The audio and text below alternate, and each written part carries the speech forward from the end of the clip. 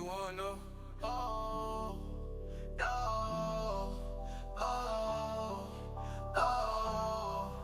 oh, oh, oh. Step into the ring, it's the champion's corner time.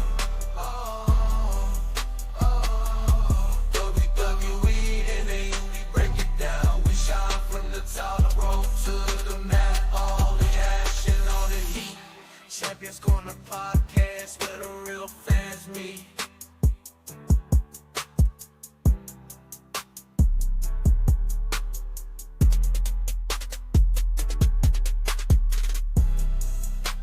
Champions Corner podcast where the real fans meet.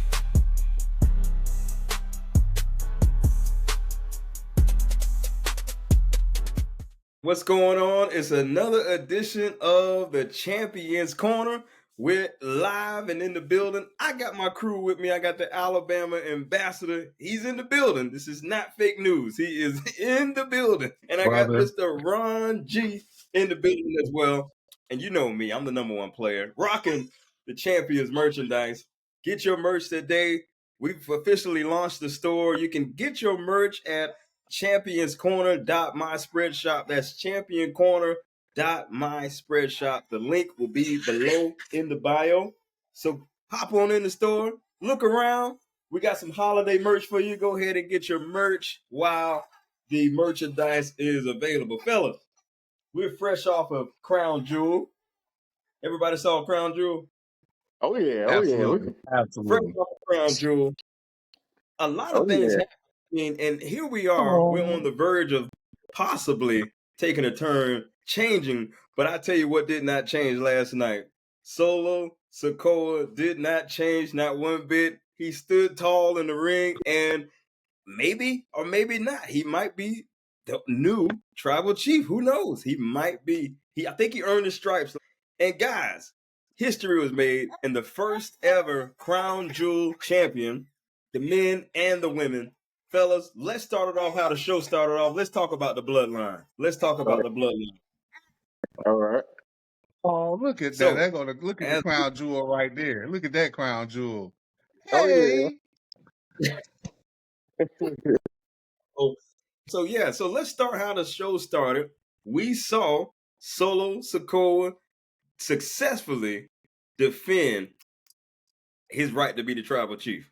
Successfully. And let's not, minimize it, because Jacob Fatu is all gas and no brakes. This guy, all gas and no brakes. Boy.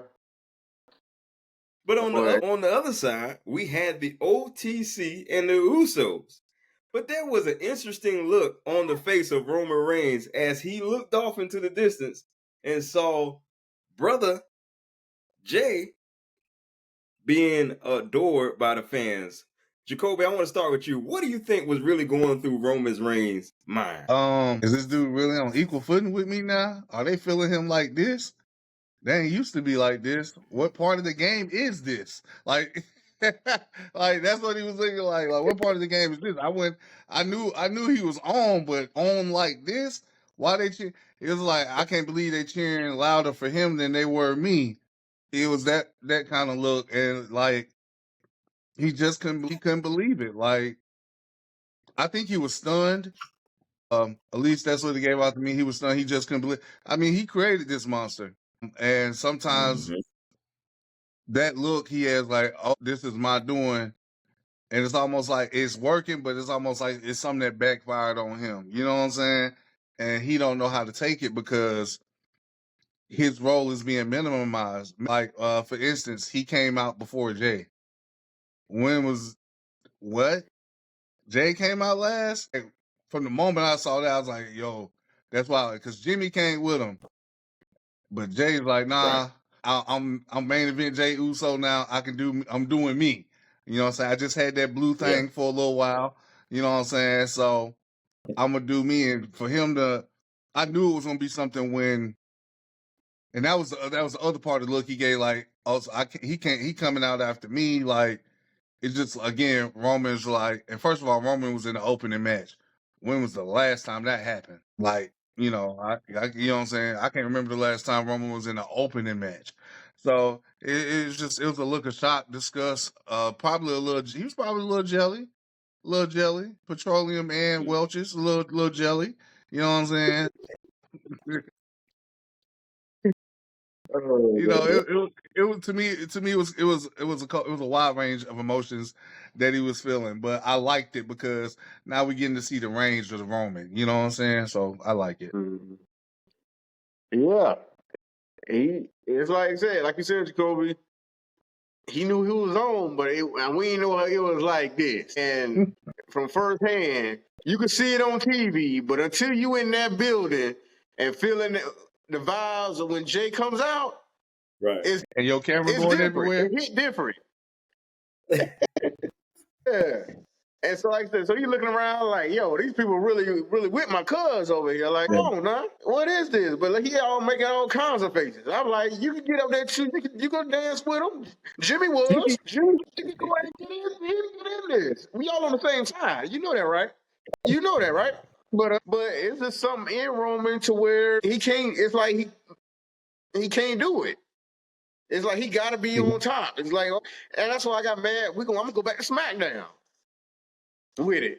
Like Jey up there pouring his heart out to you and saying this, you affected me mentally, physically, emotionally, all this. And all Roman says what? Yeet. Okay, yeah, that was cool for him to say because he kept saying no yeet. But you need to say a little more than that. And I was like, really? That's all this man gonna say? So that proved me right there. And I was talking about a few episodes ago, like, is Roman's genuine about trying to get Jey back or trying to be cool with Jey and go with what Jey's saying? Because with all them faces he was making, you would have thought something was bubbling in his stomach. Like Oos had to drop a deuce. I'm like, God damn, come on, what are we doing here? Hey, Bo. Hey. So I was like, yo, Roman, yo. And what we're going to talk about next is leading to why they didn't win this match. Because, yeah, you said you only reason you really probably said yeet for what Jey was saying because you want him on your side for this match so you could beat Solo and get your Ulafala back or whatever, and however that was going to go. But are you fully on page with Jey? Obviously not. Listen, I tell you all the time, Roman don't owe them nothing. Roman, he owes them nothing. It's because of Roman that Jey is on the island of relevancy now. Come on, let's be honest now. Let's be honest. Before Roman, what were they? Just another tag team. Just going to just ride off into the tag team division. But before Roman, that's it. Now he is embellishing in the success that Roman's had. Because Roman had the success, they're the byproduct of this, right? So Roman's looking like, how dare these people forget? It's because of me that they've been able to yeet and do all this stuff. It's because of Roman. Roman, I told you, RC, and I'm glad you got your shades on because I don't want the people to see the look that's under those shades, okay? Listen, I told you. No, hold on. Wow. It ain't nothing but a takeoff. I I'm told you to snatch him to off. where I told you that he was not going to apologize. I told you. Roman is still Roman. He don't owe them nothing. Roman don't owe him nothing. And look what it led to. A loss in the opening match. I think, well, listen, is it all Roman's fault? Because Jey didn't tag Roman. Did he get pinned? Yes. Did he get pinned clean? Yes. Jey didn't tag Roman. Jey didn't tag Roman when it was time to tag Roman. So because they not on this. If anybody, because I believe Roman would have went along to get along, but Jey had to prove that he Jey. Yeah, wow, that's obvious because why wouldn't he have to prove himself? Well, that's the thing about it. Like he's showing you, I'm not your do boy. I don't have to do what you saying that you telling me to do. I'm your equal now, me and Jimmy. So that's why I said they got to get on the same page. That conversation needs to happen. That's why Jey said, I'm coming back, but just to get back at Solo. But it was just a tag. It was not being a do boy. It's just a tag. He couldn't even tag the man. Yeah, he did the tag like he wanted the microphone handed to him. He wants it presented to him. He wants it handed to him. And Jey is like, I'm not here to be that person. I'm not under you no more. Again, like Ron was talking about, we are equals. And if you notice, when he did the tag, he held his hand out as if he wanted the microphone, as if like, give me the stage, give me my glory, not so I can come in here and save the day. That's how he was, to me, that's how he was presenting the tag last night. And Jey was like, bro, who do you think you are? I don't need to tag my brother. I ain't got to deal with you. So that's why, yeah, it was more than just a tag. Exactly. That's what I'm trying to tell you. Like, Roman got to get off that high horse. This ain't about you. It's about getting the family back to where we wanted to be, or getting it back in a union. It ain't the Roman Reigns show no more. That's what I said. And Roman got to get used to that. That's the story. Roman has to get used to what Jey is. And yeah, Jey got him there, but Jey went to Raw by himself and got himself over. And then it's just me. They got a whole song. Come on, it's just me. It's day one. Boy, you had the people of Saudi Arabia in unison singing that joint. They were so lit. I mean, lit. I was like, yo, that is fantastic. I mean, Ron, I know you and the professor was in the building for it, and I know it was electric, but just to see that stadium going off like that with it was just wow, because some of the people probably don't speak English, but they know the words to that song. You know what I'm saying? So like that's incredible. It's incredible. Right. And I'm in this fan, I'm in the seats hype. Imagine being in the middle of that ring, seeing all those people doing the Yee and singing the song. Even when the song goes off, they still sing it. That's the energy. And Roman it's like he can't get used to that. He not telling, he got to adjust to that. And he's like, that's supposed to be for me.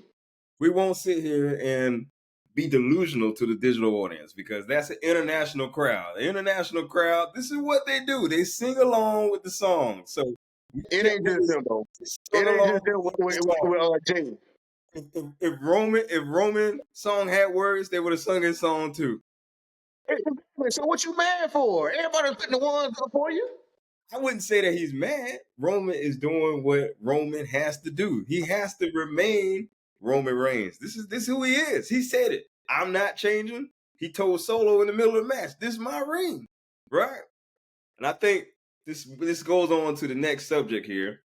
Because had this not happened, I think had it not been on a cohesive unit, right? Had Jey just put it aside. We know you Jey Uso. Just put that aside. We know you don't want to be a do boy anymore. We know you don't want to. We know you got to show Roman, that you're his equal now. Where Roman has no equals. I mean, let's be honest. Let's be honest. He has no equals, right?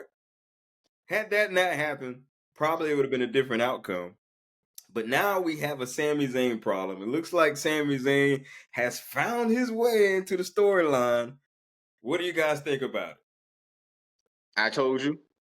You did. That's what I was saying about it. I told you Sami was going to get involved in this. It ain't no other way. He's a vital part of what the Bloodline was. Okay. For story-wise. Yeah. Like I said, one of the peak moments was when he turned on Roman at that Royal Rumble. Mm-hmm. Right. That's the most, I said cinema. That's what they call it. And this was another form of it right here at Crown Jewel. Okay. And it showed another part where they still not conjoined, really the OG Bloodline. And like Jey said, they not the ones right now. They just made a match, but they not really together. Like Bloodline 2.0 is. Yeah. The individuals still. Not a team. They comprise a team, but they're not a team. They're still very much individuals. And they're slap right now. They need to be a fist. You see what I'm saying? They're not together. They like this right now. They need to be like this for that. And they probably won't beat the new Bloodline until they get the Wise Man back. I believe that's another reason they lost. You got to get him back. You got to have the whole got to have a whole nucleus intact for this to work, because the wise man will be that binder, the bonder, to get everybody back on the same page, because Roman is going around unguided right now. Notice the whole time he was on that tear, Paul Heyman was with him. Outside of the week or two they was beefing, and Paul Heyman ended up right back with him. But until they get him back, dissension is going to continue to happen. And I'm so happy that Solo pinned Roman. So I'm probably jumping ahead, but I loved it. But anyway. Yeah, I think you're right about that. Mm-hmm. Yeah. I think He's gonna be the glue to it. I think that needed to happen. Solo needed to pin Roman Reigns because let's see, he needed it. Solo, if anybody needed this victory last night, it was the Bloodline 2.0. If anybody needed it was them to add legitimacy to their stake and their claim that this is where we are right now. And so I think with that happening now, it really makes the war games, that's what we're thinking is going to happen, it makes that, I guess, more real now. But you brought up a good point, Jacoby, and I was going to say this, that does this prove that, is this more so of a the family issue within, Jey, Jimmy, and Roman? Or does Roman just really need his wise man? I believe it's a bit of both. As a matter of fact, I think it's both. Because the Usos obviously have their issues, but they're putting them on the back burner. But has internal issues mainly with Jey, and then he doesn't have Paul Heyman to help him guide him through any problem that he had before. He had Paul Heyman to help him guide him through it, and so now he has problems, but he has no guidance. So he has two things going in different directions, and when you're going in different directions, that means you're pulling. And if you're pulling, that means you're straining on something. With him pulling in two different directions, his bond is not strong with his cousin because of past actions. And without Paul Heyman to help hold it in the road, it's going to always continue to cause problems. And I'm about Solo pinning them. That's huge. But to me, what's even bigger is how he did it. There wasn't no roll up. It wasn't no fluke. It wasn't no outside interferences. Everybody that interfered was in the match. Roman took, if you look at it, he took quite a bit of punishment because Jacob hit him with a couple different things, and he took 3 spikes in all? Was it 3? Yeah, it was 3 spikes in all. And then he got the John Cena treatment. I think Solo. Yeah, so so Solo shows out in Saudi. So I liked it. It made him look, to me, it made him look extremely dominant. Like, it made him look like a leader. You see what I'm saying? Like, that's what you call a star-making performance. You see what I'm saying? Because you can't keep Solo losing. He already lost to Roman at Bad Blood. So you can't keep that happening and keep them credible. But for him, and he lost to Cody before that, right? What'd you say? And he lost to Cody before that, right? Yeah, you know what I'm saying? So he needed it, and this'll build him up, because we can count on one hand how many people have pinned Roman Reigns in the last 5 or 6 years. Baron Corbin, Jey Uso, Cody, and now Solo. That's 4 people since 2019. So more years have passed than people. More years have passed than people that have pinned him since 2019.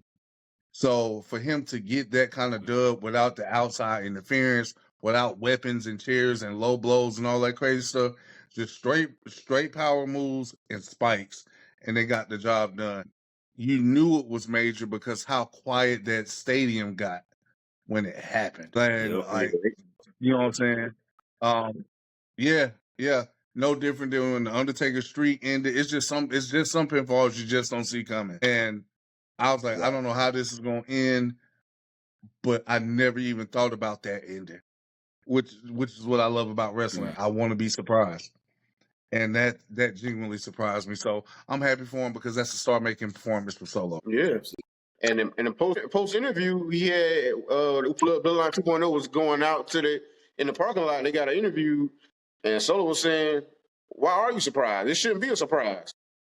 Right. I'm the real tribal chief. Y'all should acknowledge me. And this is why I'm showing you. And he right, because his team is solid. Everybody's on the same page. They following orders. Right. And Yeah. I love you, Solo. I love you, Solo. I love you, Solo. for sure. But he got a solid crew behind him. He does. And like you were saying earlier, like Jey is a byproduct, so is Solo. Solo was learning what Roman was doing before, and he's just doing the same thing he was doing. And he's taking what he was promised. You proving my point. Right. Solo was taking what he was promised. He just took it. Okay. Jey said, I'm out. I'm going to Raw and doing my own thing. And when he was successful. Solo said, I'll stay here and I'll just take over. Since you don't want to be here. I'm taking what, like you said I was next. Okay. I'll go by your word. He did. So now you're going to come back and renege on what you said? Okay, I'm going to show you. And here we are. So Solo, he pinned Roman Reigns. So he's showing he the tribal chief right now. Mm-hmm. Until Roman get himself together and get the crew together and like having a conversation like I said he need to have, it ain't going to be right. Or and plus, he Heyman back, it ain't going to be right. Yeah. Now, a part of me feels like, and I believe Jacoby might have said this on a few episodes ago, but a part of me feels like things won't still go as planned. I feel like the wise man might not come back as the wise man we once knew. The wise man might come back and join Solo. Maybe, but he posted on Instagram during the show, he said, acknowledge your OTC. So I don't know if, and I think it was a picture of Roman coming out, so he might still be on the side, but like I said, probably make a switch on and down or whatever he want to do. He gonna make it look good and sound good. So you never know what Paul Heyman could pull off. Mr. Heyman, as he's called, right? Hey. Yeah. But I want to move on to Randy Orton and Kevin Owens. Let's talk about it. Let's talk about Randy Orton and Kevin Owens. So, for those that may be living on a rock, Randy Orton and Kevin Owens told Randy, man, I love you. Kind of like Solo says, Jacob says to Solo, I love you, Solo. I think Jacob is selling that. Jacob is selling that. Yes, he is. I think he got a t-shirt for it, too. Yeah, Kevin says that he did not want this match, and it proves. So, guys, let's talk about this match. Did it deserve to end in a no contest? What do you think, Ron? Yeah, it did, because Orton didn't even get finished with his entrance, and Kevin Owens came in there with a chair. So in the match, they never started, really. And really, I'm gonna be honest. I don't blame Kevin, because Randy Orton was trying to soak in that entrance way too much. I left the room twice, and his entrance was still going. Like, boy, you don't get in the ring and bring this bell? And then Kevin Owens came in there with that chair. I was like, yeah, you deserve that, Orton, because you were taking way too long. Like, I left the room twice. I'm just saying. I had to get a few things, and his interest was still going.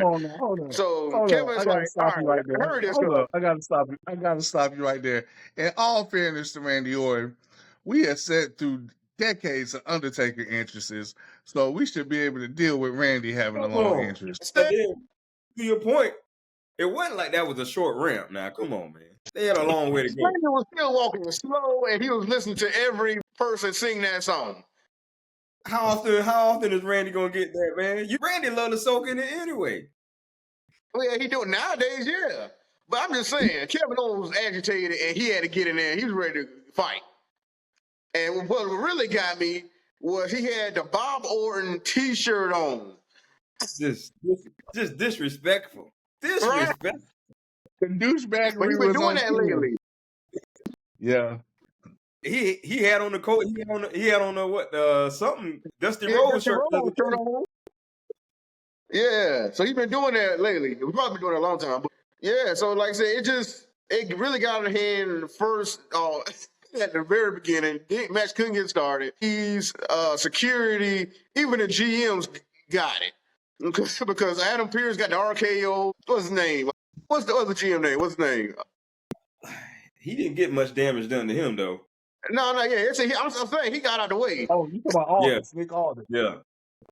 Yeah, Nick Aldis, yeah, he got himself out the way. He said, hey, hold on. He got out the ring on him. But yeah, all the appearance called the RKO, like it was chaos, man. I thought this was gonna happen with Bronson Reed and Seth, but it happened with this match. Yeah. So I was like, okay, they switched it up. And Kevin Owens, he came out standing tall, like he hit that. They went all the way in the crowd and everything. Had an elbow from the top of like the barricade or whatever it was. So Kevin Owens was out to take out Randy Orton, and he did just that. I don't know how long Randy gonna show up at SmackDown. Kevin Owens he was trying to take him out for real. Yep. Like my song say, Kevin Owens was about that action last night. All about that action. Like, I think it's great that it ended in no contest because guess what? You can do another one now. Because there was no definitive winner. It was just a fight. To me, this only helps both of them because nobody had to eat a loss last night, and the rivalry intensified, and that's great because one thing about wrestling, if you do a story right, you can get a lot of mileage out of it. A la CM Punk, Drew McIntyre. We just had a dang on near 10-month feud and 3 matches in 10 months. If you do it right, you can get a lot of mileage out of it. And we talking about Randy Orton and Kevin Owens. Like, here you go. Here's my money on Peacock for the month because I'm gonna watch. You know what I'm saying? So I'm perfectly fine with the no contest. And that shout out to Seth Rollins for starting the match early by running back up that long ramp. Absolutely not. I will wait for you to get to the ring, sir. But I'm not going to jump ahead. That's just something I thought about. So I guess this would so where would Cody Rhodes fit in all this? Because obviously there's going to have to be a payback between Randy Orton and Kevin Owens. So will this turn into like some type of triple threat match? What do you guys foresee happening with this whole storyline here? I think that'll be a good triple threat match at the Rumble. Mm-hmm. Or at Saturday night's main event, because they're gonna try to make that a great show too. I was thinking Survivor Series. I mean, it's right there. Really? They got time to build up to it. I mean, they already been building, so I mean, a few more weeks will be perfect. I think it's gonna happen at Survivor Series. Okay, you're right. That wouldn't be a bad call, because you gotta imagine that Cody Rhodes is like, hey, I got to get my retribution on Kevin Owens as well. Right. So you gotta, or even the Kevin that we're seeing now, he might not even wait for Cody to come get him. He might just strike Cody again.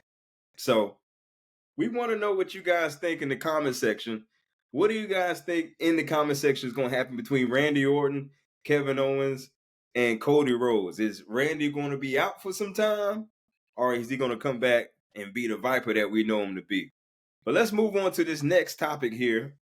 I want to talk about Bronson Reed and Seth Rollins. What a spectacle they put on. And hats off to big Bronson Reed. Bronson Reed got up after the match was over like, hey, we still going.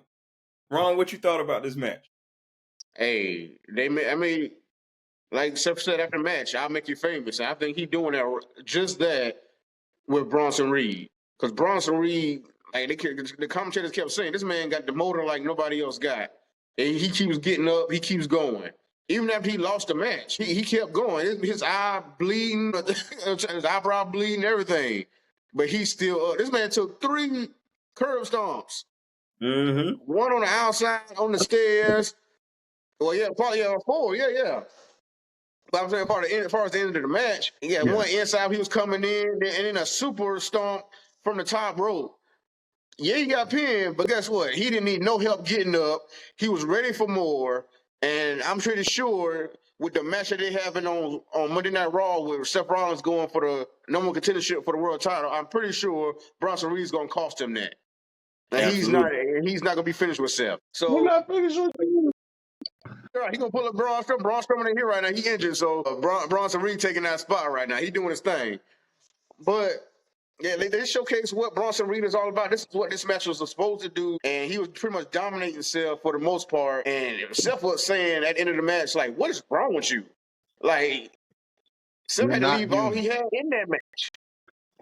But that's what he wants. That's what Seth wants to see. He tests himself to see if he should be to get back in the world title contention, and that's why he is in this Fatal 4-Way match that's going to be on Monday Night Raw this coming Monday. But this thing is not over with him and Bronson. And like I said, that man is it's going to be a career making for him. It's going to be a star making for him with that match they had at Crown Jewel, I think. Bravo, and bravo. Last night was full of star-making performances for a couple different people. We talked about Solo already, but this was definitely an eye-opener for people with Bronson Reed. I'm absolutely enthralled with this run that he's on right now. I was thinking he needs to win this match, but again, I've said this on more than one episode that sometimes just because you lose the match doesn't mean you lost. Sometimes you lose and you win. And that happens a lot in wrestling because even in a loss, you'd be like, that dude's next up. We've had plenty of examples of that in wrestling, but this was just another one. Not to mention, you know what they got going for you or how they feel about you when you take a finish. What it took to beat him made him look like the monster that he really is, and Ron was hitting on that. Like we were saying, he took 4 stumps total, and one was on the steps, which would have been enough for most people. But wait, there's more. He got rolls in the ring, takes another one, and then Seth said, "Wait a minute, I got 3 finishers stored. I'm going to the top." And hit him with the super stomp. Well, he had them all. He had all 3 finishers saved up. I'm going to the top, and I'm hitting the button, and I got to hit the super stomp. And I applauded when I saw that because them dudes put in work. Seth Rollins is in the star-making business right now, and business is good. It's very good, and I'm very y'all know me, I'm going to always be partial to the bigger guys going out there and working, not just being a typical big guy. I prided myself on that kind of work when I was wrestling, and I love to see what Bronson Reed is doing. Like they found something for him, and it's really working for him. And for him to get up, stand there, the visual alone of him standing up after taking 4 stumps, plus all the other punishment during the match, to get up with, like Ron was talking about, the blood coming down his face, and he's standing there telling Seth, "Come on, I want some more." And Seth Rollins says, "You ain't." He said, "You're not human. What's wrong with you?" And then Seth tried to bring the bravado back, saying, "I'll do it to you again." But even in that post-show interview, Seth was like, "We're going to do it again. I just hope it's a lot further down the road." He's in no rush to get back in there. He's in no rush to get back in there with Bronson. So this match did everything it needed to do, plus some, and it was another, like Crown Jewel is usually like a throwaway show, but this show was anything but that last night. And this match certainly is a prime example of how to elevate somebody without hurting the top star that's in it. This match actually only helped both guys. Yeah. And something else Seth said in that post-show interview, he said he didn't even feel like he won that match. Mm-hmm. Even though he did, he going on to this next match. He said that he didn't even feel like he won. I said, I got to go to the doctor to see if I can make it to this 4-way match, make sure I'm good. Right. So that right there is help putting over Bronson Reed, and that's great. That's only do great things. Yeah, because you got to make more stars, and then get a monster like that, and who could go like Bronson Reed can. That's only a plus for the. Right. Absolutely, and like you said, Ron, Seth, he says he don't feel like he won that match, and now he has a #1 contender match with who? Damian Priest. Who else is in the match? Dominic, and I believe is Sheamus. Okay. Yeah. Sheamus and then Seth, right? Yep. So yeah, I'm curious to see. As we know, you can only imagine that Bronson Reed isn't done with Seth Rollins by a long shot. So my bet's on him coming out and interrupting that match, probably demolishing everybody in that match just because he got there with Seth. So that's this type of guy he is. So since we have Survivor Series coming up, do you see Bronson Reed on someone's team? Like, back in the day, they used to have, it would be somebody's team versus another team for a Survivor Series match. Could we see Bronson Reed in some predicament like that. If they decide to have a match like that, yeah, because everybody building up to the War Games match with the Bloodline. That's what everybody's looking forward to. Other than that, they could do that.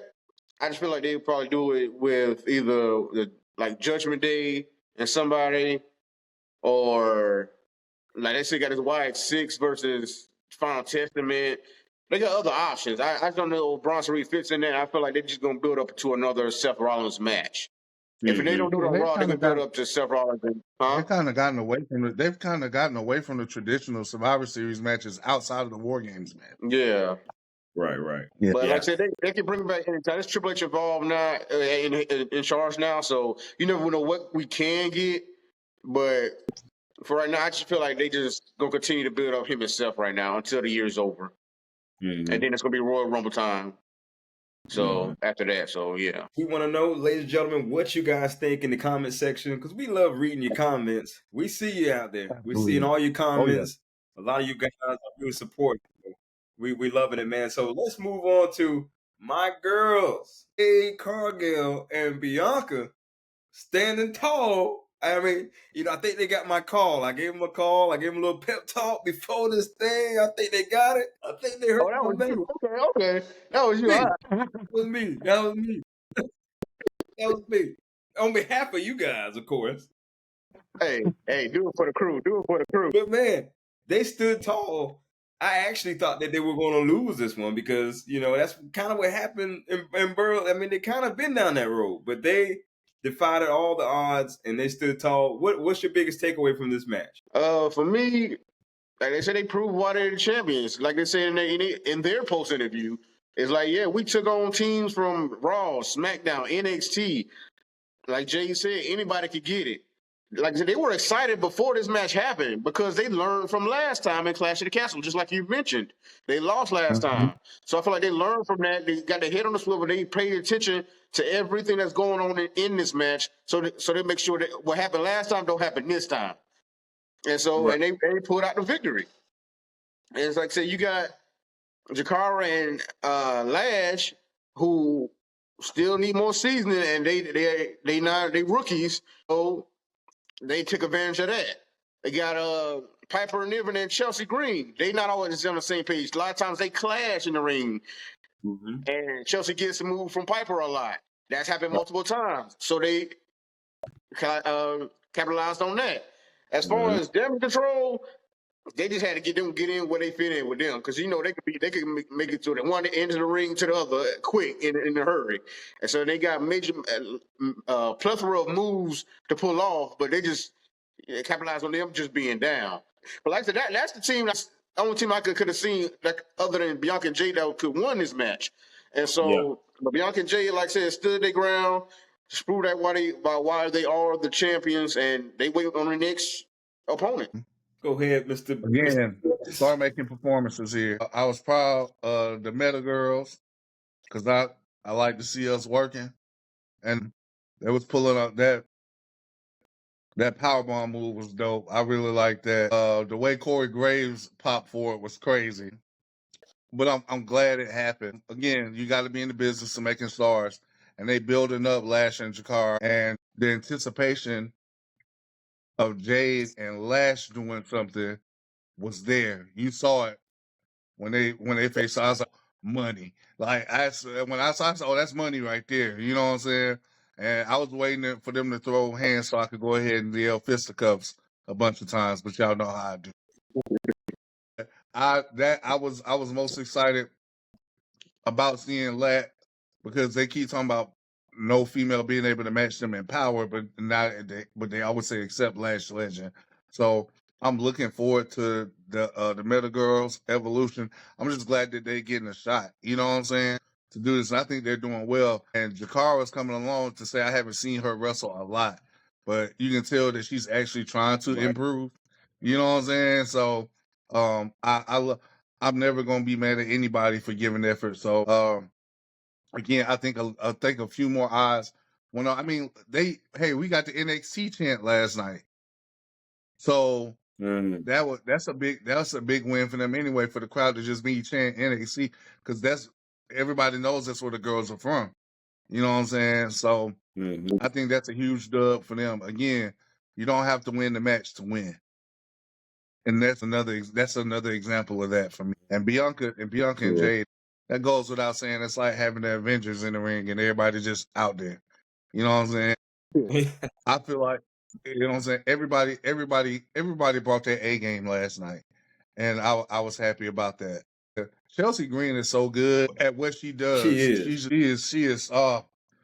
is so good. Like that, the psychology, just when to do stuff, how to react to things. Her and Piper Niven are a really, really good team. I mean, for a multitude of things, for how they interact, how things go in the ring. Like they know it's a complete work with them. They know how to do everything. You know what I'm saying? So I like it. And I just want to see the matchups between everybody. But like I said, I just want to see the Meta Girl shine because Jade and Bianca gonna keep doing their thing. You know, just they'll have the belts until they don't want them no more. Yeah, I said before, they're probably gonna have them belts till at least close to WrestleMania. Until, like I said, unless they about to fight, that's the only way they losing.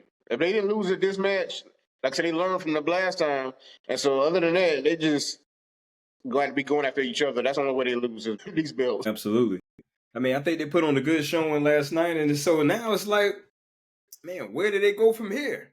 You know, where did they go from here? Well, they still got more teams to go through, and it's a lot. One thing that, I mean, like I said, we talked about this a couple of shows ago. They've done a refocus on the tag team division, so yeah, they're building up more teams, which is good because the more teams, the more challengers.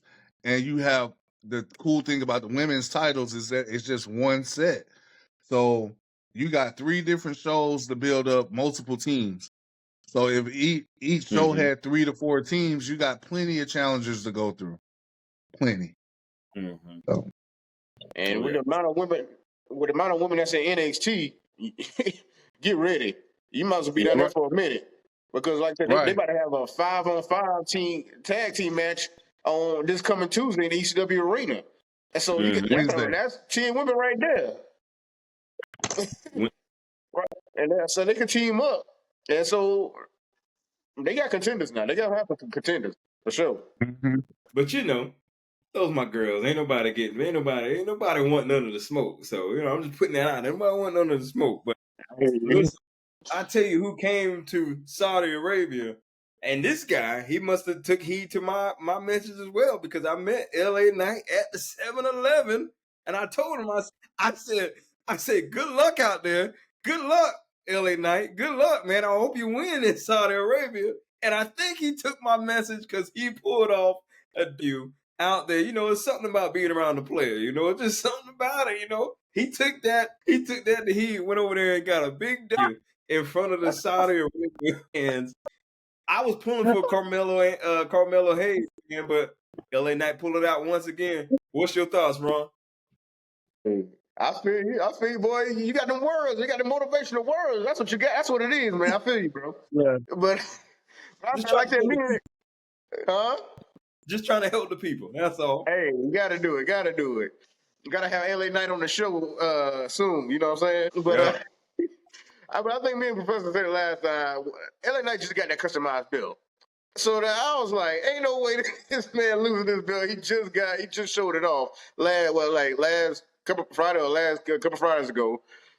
So ain't no way he losing this one. But it was a great match. They went from move to move. They're like, they counters, double team moves, double pins. All 3 of them put it all out there. I very much enjoyed this match. I don't know. It's close to being match of the night, but I might give that to somebody. I might give that to the main event. I don't know, but they put on the show, like I said, and I feel like they could go again with it. I would like to see this match again. I really would. With the things they pulled off from that moonsault that Andrade, he tricked everybody with. He thought he was going for Carmelo, but he went backwards and hit LA Knight. I was like, yo, y'all, they going off in this match. They showing off for the Saudi audience. LA Knight pulled it out. Like I said, he's a great United States champion. I'm not too mad. I said, also going for Carmelo, but his time is coming. But LA Knight, his time is right now with the United States championship, and he's doing big things. So I'm not mad at it. They had an excellent showing, man. Them guys went out there, just like you were talking about. They put in They put in work. I'm talking about 9 to 5 with no break. You know what I'm saying? They, wow. Just the moves, the transitions, even when they messed up, they made up and they made it great. You know what I'm saying? That was so. I love the finish with the double BFT. Like that was amazing. Cause I didn't expect, I did not expect that. I didn't want Carmelo to get pinned, but if we doing in the hierarchy of wrestling, he's the new guy in the match. You know what I'm saying? So I get it. I understood it. Mm-hmm. Whatever. It's cool. And like you said, his time is coming because when the commentators start putting you over, they laying the groundwork for you. And if you listen to how they was talking about Carmelo on his way to the ring, I said, oh yeah, they building him up. They giving him the foundation. And if Carmelo just keep doing what he doing inside the square circle, there is no limit to what he can do. You know what I'm saying? But the match, they went to work, and I said, and I thought about it.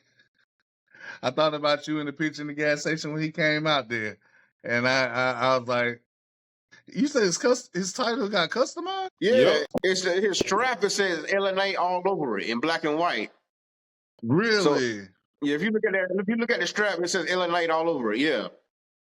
Okay, I got to get So a you know good they're gonna look at sell that. that Yeah, absolutely, yeah. for sure. Man, but it was a cool match, man. Good match. And you're right, Jacoby. The commentators, they were building that foundation for that next time we see Carmelo. I think they're building him up to be something special, man. But let's move on to the match we all been waiting to talk about. I believe Gunther and Cody put on an old school classic. They put on an old school classic last night for Cody to end up being the first crown jewel men's champion out there in Saudi Arabia. And he got that big Super Bowl ring at the end. Jacoby, what's your thoughts about that match? Like you said, an old school classic, beautiful finish. The finish did not hurt anybody because somebody had to get pinned.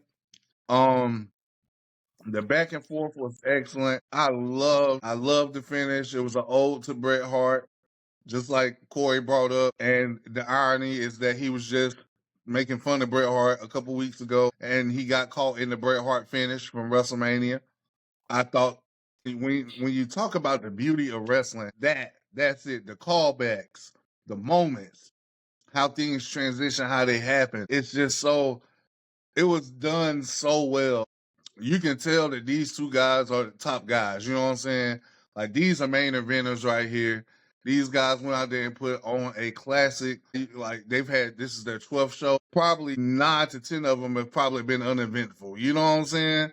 Like, you know what I mean? Like, what can you remember happening from any past crown jewel that was super impactful? You see what I'm saying?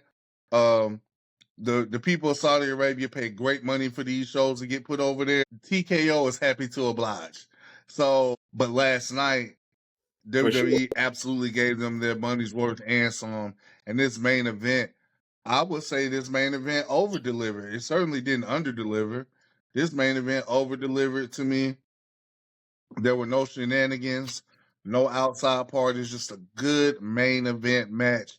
And like I said, the finish was fantastic because it made it look like you just gotta pull a quick one on Gunther to beat him. And you should have to pull a quick one on him. You know what I'm saying? And actually, again, this loss helps. Believe it or not, this elevates Gunther because the top guy of the company had to beat you with a counter. He couldn't beat you with the Crossroads. He couldn't beat you during the Trinity Crossroads.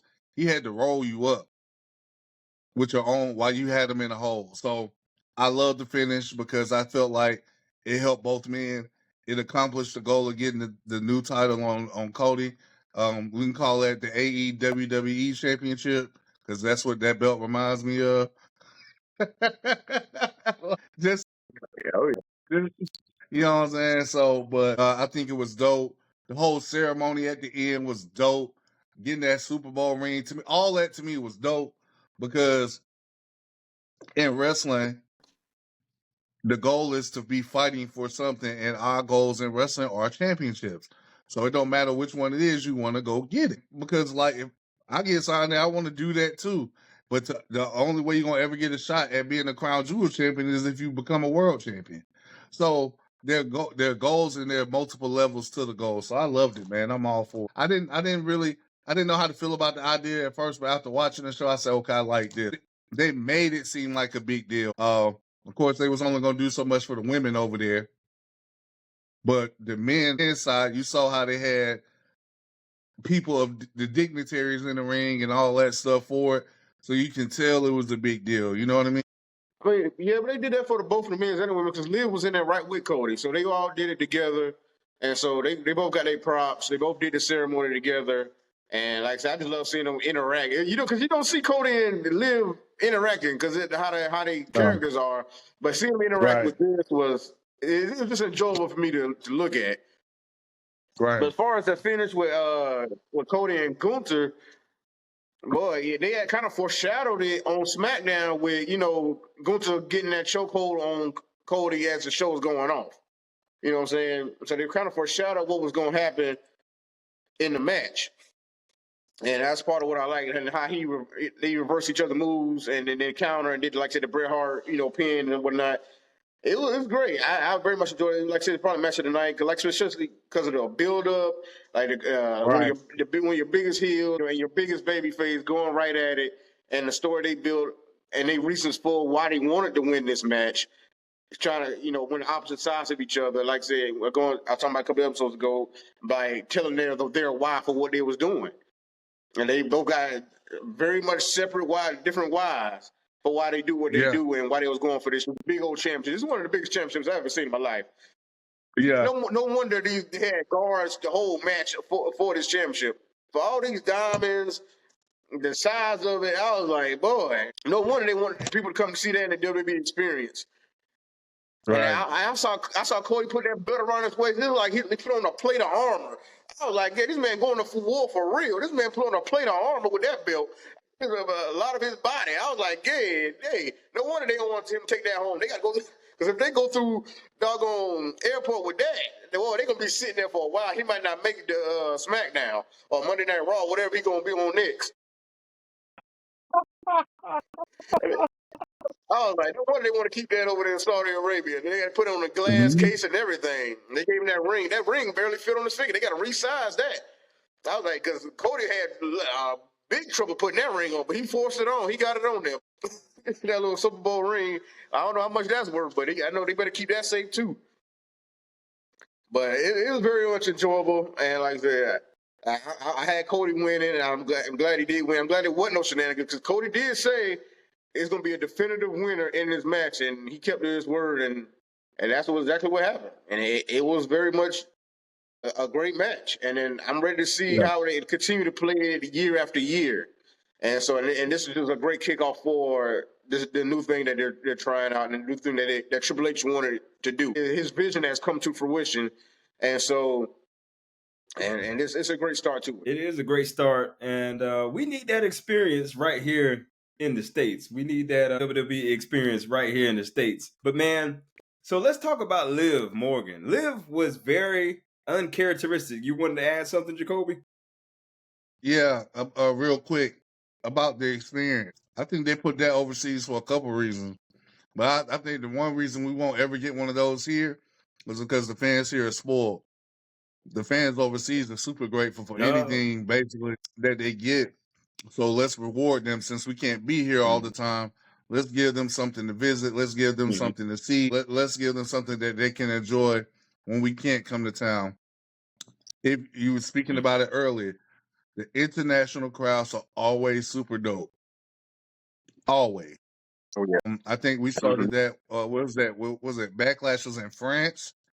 That's when we knew the international crowds was popping, but France showed out so bad that everybody kept showing out, and it just got louder, and better and better. So I think they put that over there as a thank you to the fans, and I don't know if we would ever get one because of how spoiled the fans are here. That's just a personal opinion, though. We can go ahead. And who kicked it off was Puerto Rico, though. Puerto Rico, and for that Backlash Puerto Rico, that's the one that really kicked it off. The one where Bad Bunny performed against Damian Priest. Yeah. Boy. Yeah. That was the one. That crowd was hype. Boy, that crowd was rabid, boy. Oh, yeah, man. Yeah. But we're gonna talk about that Liv. that's not a bad synopsis there, Jacoby. I mean, I think that's fair. That's kind of fair because we get that every WrestleMania. We get to see the experience at the WrestleManias. But I mean, but to be able to drive up to I think that's almost like a Hall of Fame building they got there, you know. Yeah. So, but let's talk about Liv Morgan. Liv was very uncharacteristic after the match was over. I mean, these were real tears. It wasn't fake tears. These were like she's thinking of her journey to where she is now. I think she's had the best year ever in her career, and she might be Woman of the Year. What do you guys think? I think very much so. Liv has been doing because they've been trying to get Liv over for the longest, and this year it finally hit like they wanted it to, and she's living out her dreams this year. Like I said, she was crying after the match. She was crying in the post show, all the way with that go-kart ride with Cody, all the way to the WWE experience. And she was feeling all the emotions. So I was happy for her because I like Liv. And with this match, I think it went. I was all going for Nia, but after what happened on NXT Tuesday, when they beat down Rhea, I was like, "Oh, Rhea's out the picture." So Liv got a lot of help on her side, and then because Nia is constantly distracted by that briefcase with Tiffany, right?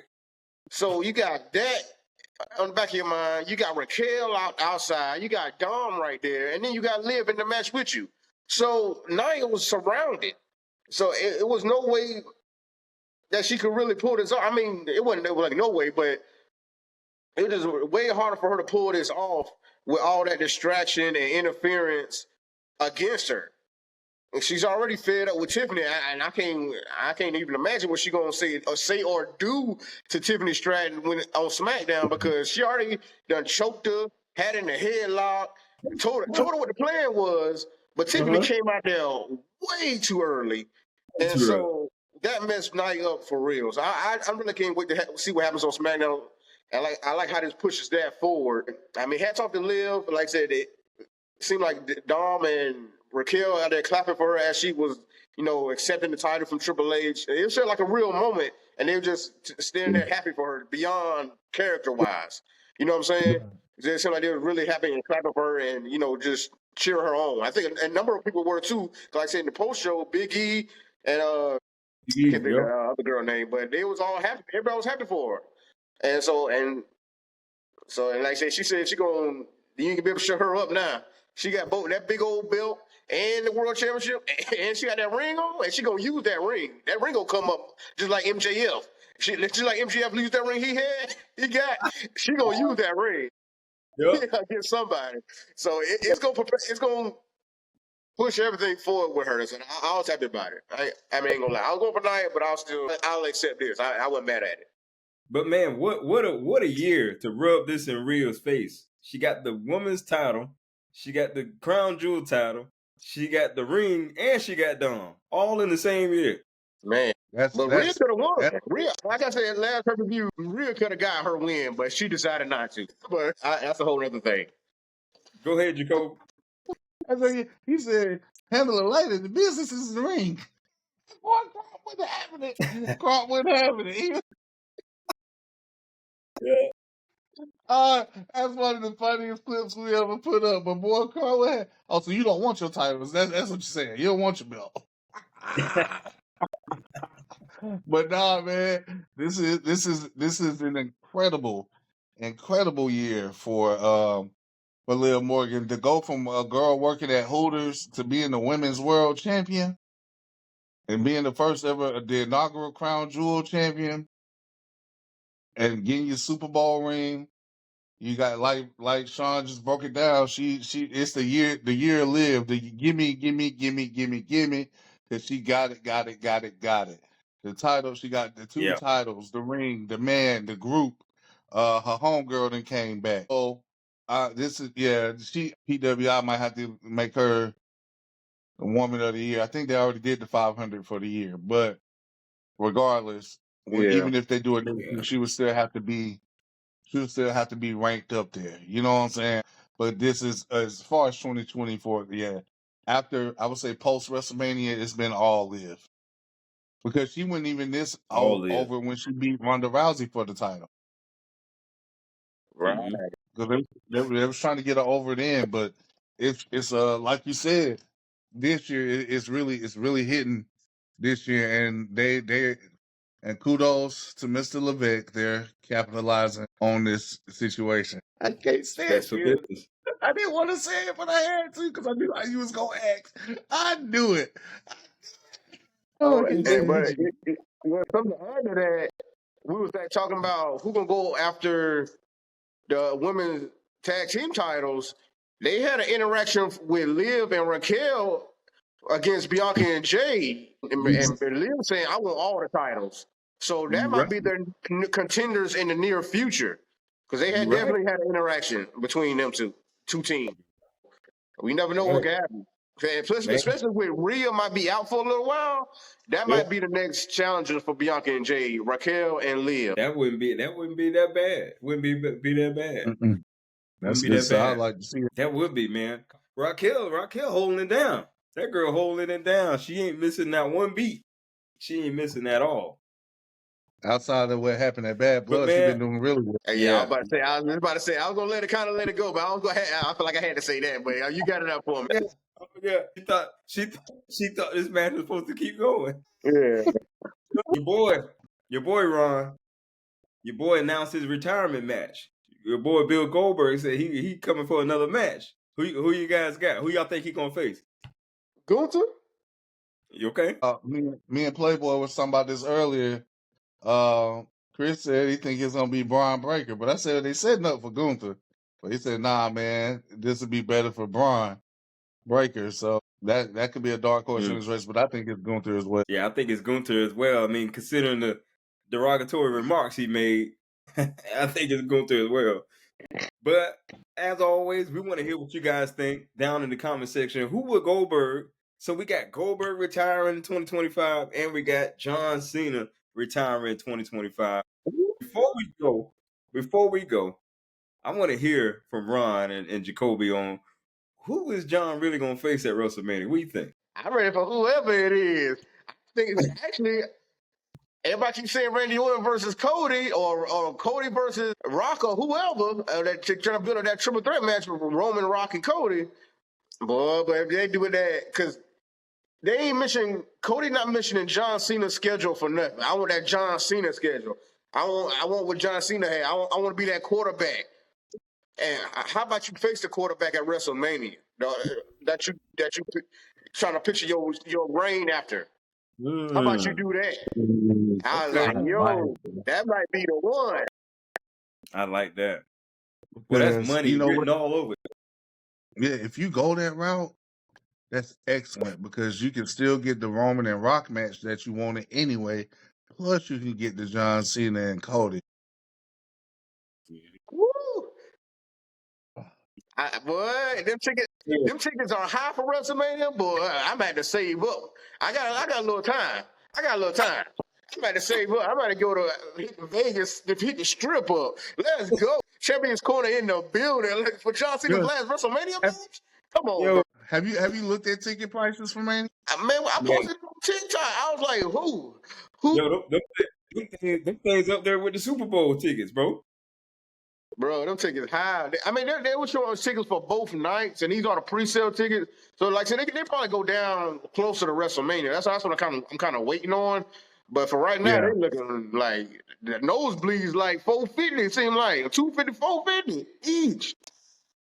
Whoa. I'm like, yeah, who y'all think got this kind of money?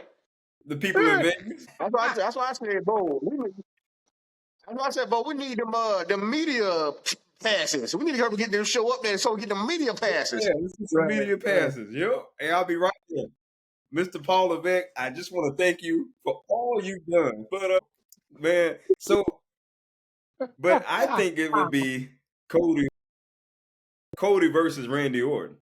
I mean, not Cody versus Randy Orton, but John Cena versus Randy Orton. Yeah, I mean, yeah, it still could be that, but a lot of people just kind of feel like John Cena might go for that 17th title. It don't have to be a WrestleMania. It really don't have to be a WrestleMania, but it would just be a great moment if it was. Mm-hmm. That's all that is. But I'll take any John Cena match for WrestleMania. It don't matter. It's going to be something to see. Because this is last year, man. John Cena is one of the GOATs, or if not the GOAT. I think he'll win the world title in his very last match and then retire. Just putting that out there. Mm-hmm. Okay. He'll break the record break that then he'll retire. And he'll retire. He'll vacate the title because he's retired. And that way you can start off next year. And hey, you can put the belt on the line in the Royal Rumble again after that. Mm. Yeah, boy, it's getting good. So many possibilities. So many possibilities. Right. So many possibilities. But fellas, this concludes this episode of the Champions Corner. We want to thank everybody for tuning in, and we want to hear your feedbacks, hear your comments about what did you think about Crown Jewel? What do you think is going to be John Cena's last match? Who's his opponent? And of course, you got to pick up some of this merchandise while supplies last. We'll see y'all on the next time. Peace. Hey, go hit it. Yeah.